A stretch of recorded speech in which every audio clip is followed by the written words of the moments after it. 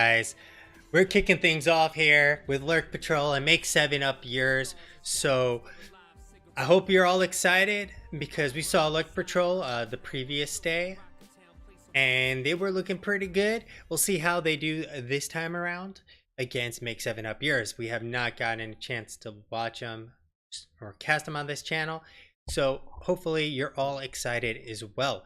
We're going to jump on into the draft, which is starting on up here.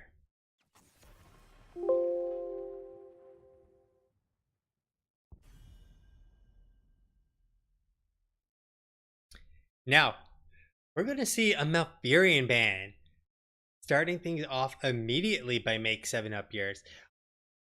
That is a little bit of an odd ban in that he's lost some form of power, in that he lost his Ice Block. He did get more movement speed if he opts for the movement speed talent at that tier. And he also gets regen potentially instead now, which makes it easier to maintain his own HP pool without actually dropping regrowth on himself. So we got Blaze follow-up ban and the Garage ban as well. I've noticed a trend here. A lot of teams, despite what I feel like is the non-Garage meta currently that exists, they still ban the Garage. It's still terrifying to play against, and I guess I can't blame him. Garage is very scary to play against. Hits you with a Q and you're like, my life is over. What have I done? I question everything I've done in my life. So the Asmodin ban. Definitely a quality ban on this map. This is where you want to ban him because there's lots of lanes and they're really close. Sorry, I guess it's same amount of lanes, 30 lanes, and the lanes are hella close, which means stacking hella easy. Guys, I got an important announcement for you. Jimmy here. So Jimmy's going to fill him full of daylight and give him some pepper because Ghost Rider Jimmy or Mad Max Jimmy is here to play. So I'd like to see some more slows to go along with Rainer, which makes him ultra scary. And we're going to see Deckard and Gul'dan. So the Deckard is definitely a potent pick here. Now, Gul'dan, always a solid pick on this map because he has good wave clear. Very good wave clear. And combined with corruption is always a pretty terrifying thing. This draft is going quite fast. Yrel and Kel'Thas. I mean, I love the Yrel pick because she's very good. And without Blaze being available, this forces them into an odd situation. They probably would go with a Sonya, I assume, because Dahaka is still a choice, albeit not as good on this particular map. The downside, of course, is that Sonya could be, knocked out of her spin and not exactly, the go-to. Interesting. Is there something I don't know about why they just banned her out? Or am I reading too much into it? I mean, they've taken out a support, but at this point, I don't think Kel'Thas is really a power combo with Yrel. She's okay-ish. She's definitely not Gul'dan good with her.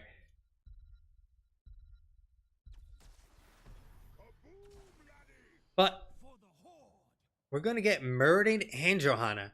Whoa. Are we having Johanna in the bot lane? And is that how they're going to play this? Because I'm sure they're not going to put Muradin in the bot lane because he has no wave clear.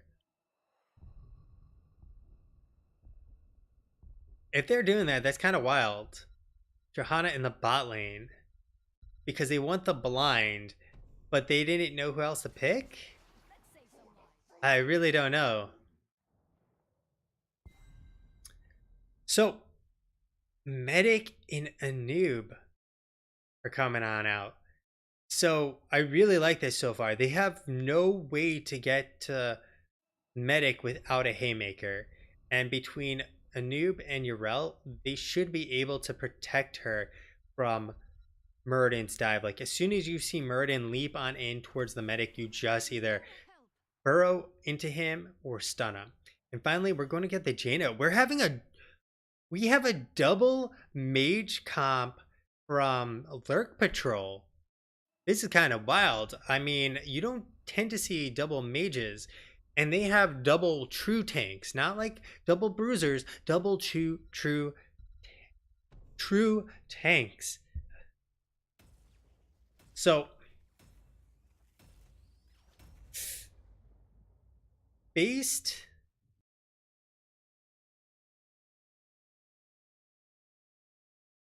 on the draft, well, I'm thinking that Make 7 Up Yours has this game. Jimmy, between the stun, the slows, there's triple stun, double on Nub, a single on Kel'Thas. Yrel technically has a stun available and slows, and Raynor just able to pump out damage like that. So I'm not sure how they're going to contend. I feel like they're going to be very low on the ability to get to the back line. They will have to just blow up the front line between Jaina and Gul'dan, which is going to be very hard, I still think, especially versus a medic. However, the medic is going to have to deal with AoE damage. So in the meantime, let's introduce our two teams. We got 7 Up Yours on the Yrel. We got Tribulation on the Nabarak. We got Sukiyaki on the Raynor, or Jimmy here. And we have a Funk Panda on the Medic, and finally Akash on that Kel'Thas. And that is going to be Make 7 Up Yours. On the other side, we got Radic on the Johanna, Gunny on the Gul'dan, High Def on the Muradin, Ector on the Deckard Cain, and Ace on that Jaina. And that is going to be a Lurk Patrol. So, nothing out of... Ooh, we do have an unlikely choice. We are getting the Reinforce. It does make sense because there is autos, but at the same time, I feel like the value you often get from it is too low because literally a Kel'Thas can auto it down before Jimmy actually procs it, meaning you get very low value. And we also have the third win and finally Scroll of Identity. So we're going to have a very untraditional lane setup. Are we having High Dev actually hold the bot lane and the rest rotating around? This is going to be very scary. The dive on in from Tribulation onto Ace. Not going to be able to pick up much more than some bully. And off they go back to the Soak Wars. However, Gunny is in no man's land. Akash going to drop an easy stun. There we go. First death of the game. Gul'dan has been sent back to the world of Warcraft. Now, I was kind of worried about this matchup. High Def on Muradin and 7 Up Yours. I don't see how Muradin ever holds this lane other than basically loses it. And loses it for sure. So lanes have been pushed in. And, well, they have a little lead in gem count right now. They definitely have a better laning pressure. And across the map we go with generally the same story. The other interesting thing we have Caduceus feedback instead of a grenade build coming out here. 27 gems in the bank and 24 on the other side. So a few gems have been lost actually. Only one at this point for Lurk Patrol despite the death. Oh, big boy Burrow coming in from Tribulation. Doesn't even need to see them, just knows they're there. Got 6 cents there. So this is going to be a very slow early game, aside from any ganks that might occur. Akash is probably not going to be able to get that. Yeah, the Flame Strike just not able to do it. So the thing is that they have significantly better wave clear. Oh, Gunny's super far forward without Radic there. I mean, yeah, Radic was nowhere in tow, and you do not want to be walking face first into a wave with 4 people.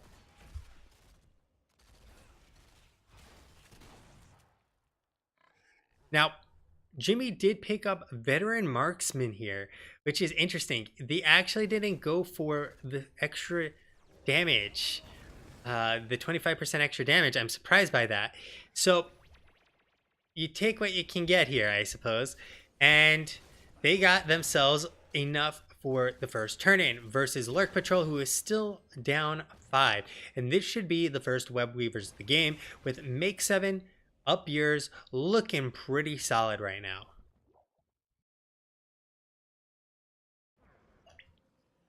So knights were picked up. This is one way to try and alleviate the situation, to try and get your own turn in. Basically, they have to deal with the knights, or they push in for free and they push back the wave, and that puts a damper in your web weavers, and it puts a damper in your structures if you have those knights pushed all the way up to your gate. So turn in is being attempted by Ace, no one there to interrupt him. So 12 more will be deposited in the bank of the patrol. We just need a 7, so that's a combination of Sukiyaki and a Tribulation, and so there's the 2 more they need, with Tribulation going to zone them out and call it a day. So another thing to point out, we are getting Bound by Shadow, which is not the hunger for power you often see on a Gul'dan. This just means he can put out more Echoed Corruptions. Should he miss them, it'll give him, actual greater DPS. But if he's hitting his Echoed Corruptions, he's actually putting out a lot less. Oh, 7 up yours, though. Not going to be long for this world. And they just gave him the finger. That's not what you want to do when you have 22 gems and the web weavers. This is actually a very brutal loss for Make 7 up yours. Because, well, that's about a little over a third for the next turn in.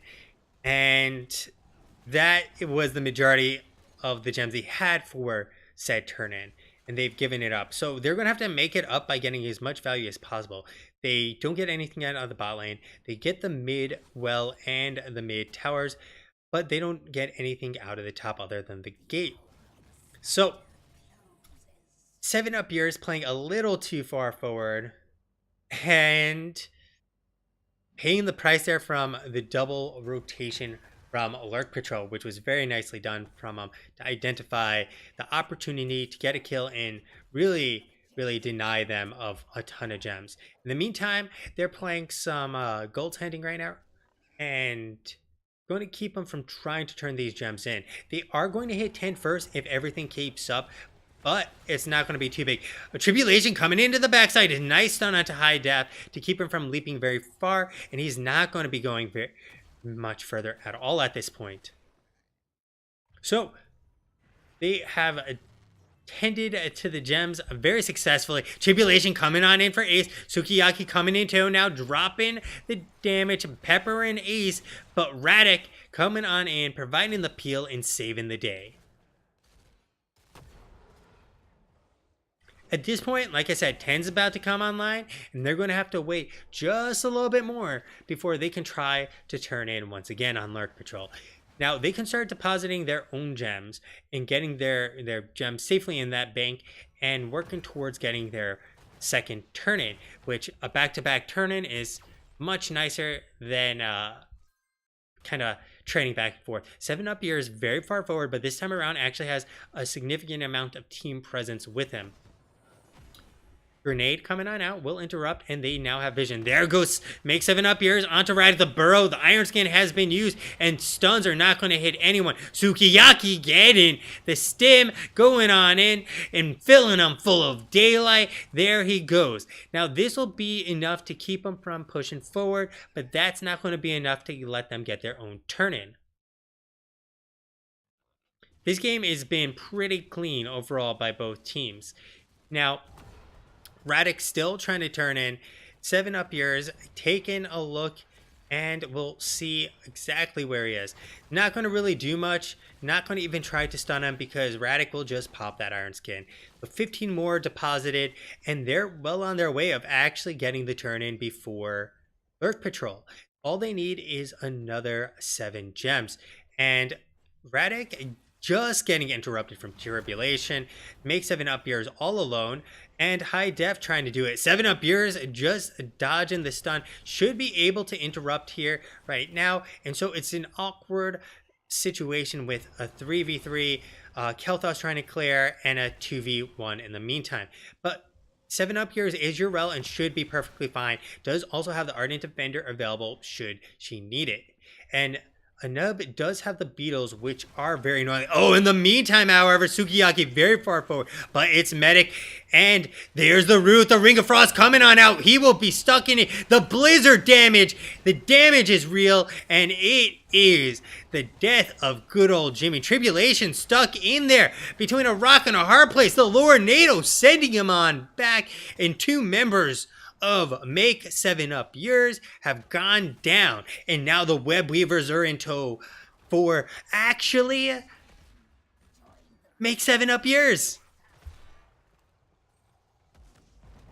So what turned into a situation that looked like they were about to get their own turn in amounted to 2 kills that gave them pretty much nothing. Make 7-up yours has had nothing to fear with that steed in tow, that mighty Billy.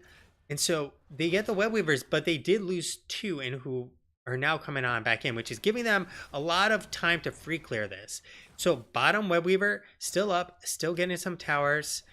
Mid has been cleared very, very easily, and now they are pushing in as a full 5-man unit. 7-up yours getting in the bush, and he will be able to jump on into the fight should it be needed. Another fort down, and so Make 7-up yours playing this very calm and collected. For starters, they got the turn in despite losing 2 members. They didn't get that much out of the Web Weaver directly, but pushed as 5, making sure that they out-macroed Lurk Patrol here, as they had Muradin stuck in the bot lane. And they now have 102 gems in their piggy bank for Lurk Patrol. At this point, this is one of your worst situations because you have 40 on High Def. You have 34 on Radek. But they're going to get this turn in 100% because they're not going to be able to rotate in time. And so Make 7-up yours, going for the 4, giving up the turn in. This may not be the worst thing to do, but it's not necessarily the best thing to do either. Clearly, you're giving your opponent an opportunity to come back in this, especially if they get a pick with Web Weavers. Radek, though, coming on in, hot Tribulation, trying to get in front of Radek. 7-up yours, knocking him on back. The Ring of Frost only hitting enough, but it's a lot of damage onto him. We got the stim. Sukiyaki trying to pump him full of pepper, but is not good enough at this moment. But thankfully, that stim is providing a ton of value to clearing the top lane. So first Web Weaver has been dealt with. Next Web Weaver should be dealt with almost as equally fast. Very nice job from Tribulation to interrupt the rotation here. 7-up yours. And Tribulation coming on in for the peel, although not really needed. Knocked back onto High Def. Web Weaver is down. Blizzard on their head. Fear is not going to do much of anything, and Gunny is going to have to jet because he is ultra low right now. So these Web Weavers have accomplished nearly nothing. I like the rotation from Lurk Patrol, though, because they know they're not going to get much out of it, but they, as a 5-man, can take a tower and do more without the Web Weaver. Just basically go across the map, don't risk anything, and call it a day as you get some value out of, kind of the distraction. A nub going in. There's the Condemn, the Blizzard on top of them. The Cocoon has come on out. This is now a 5v4 as all are in there. And the Root is good enough to keep them from going very much further. The Iron Skin, though, Ring of Frost, not going to hit anyone, though, this time around. Sukiyaki very far forward without the rest of his team, but he does have the medic healing to keep him as aggressive as he wants to be. So, Cocoon comes out. Phoenix comes out. We have a bunch of others like Ring of Frost, we have the Avatar, we have the Blessed Shield, but no kills for either team. This is like almost watching a pro game.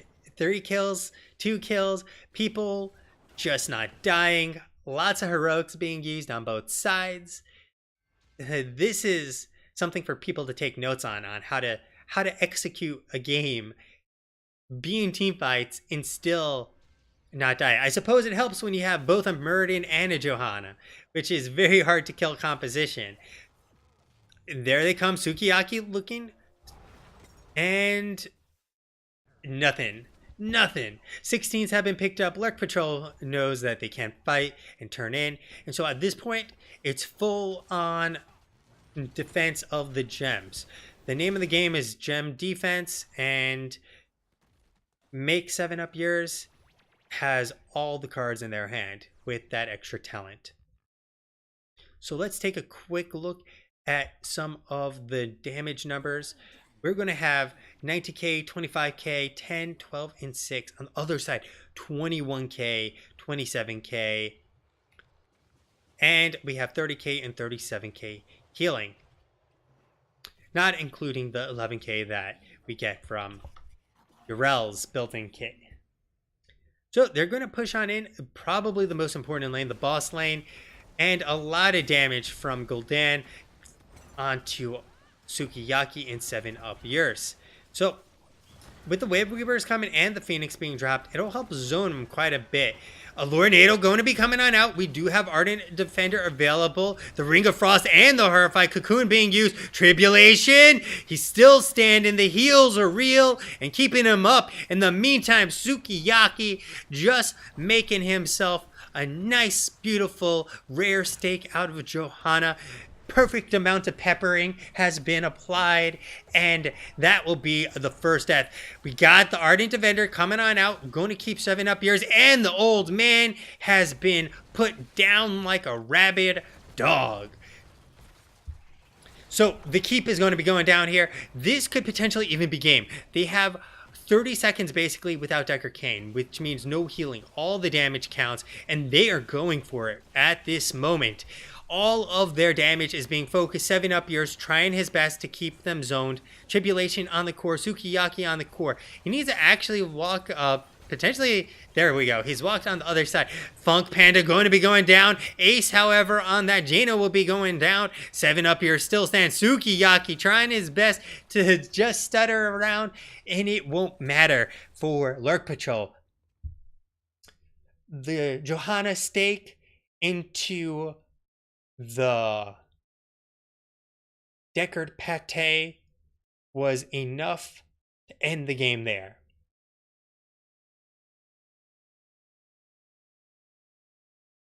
We had 44k coming out for Deckard, 41k for Morales. And on the DPS numbers, Gul'dan and Kael'thas almost exactly the same. Raynor in tow, but down about 6k, about 7k more than Ace. I think they would have potentially gotten some more damage if Jimmy went 25% extra damage. But that's not a sure thing. I just think that it still could have been the choice there. Additionally, especially with like a bit of Barb's pickup. Now, and that's so like I said, with the beta Barbs, I feel like it would have worked. But damage numbers roughly the same, healing numbers roughly the same, tanking numbers. If you slice it in half, obviously Johanna and Muradin out-tanked the Nub, but the Urel out-tanked both of them in that regard.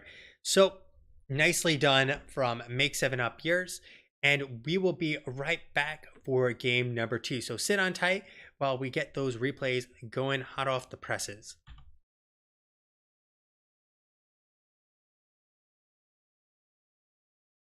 Are we having high dev actually hold the bot lane and the rest rotating around? This is going to be very scary. The dive on in from Tribulation onto Ace. Now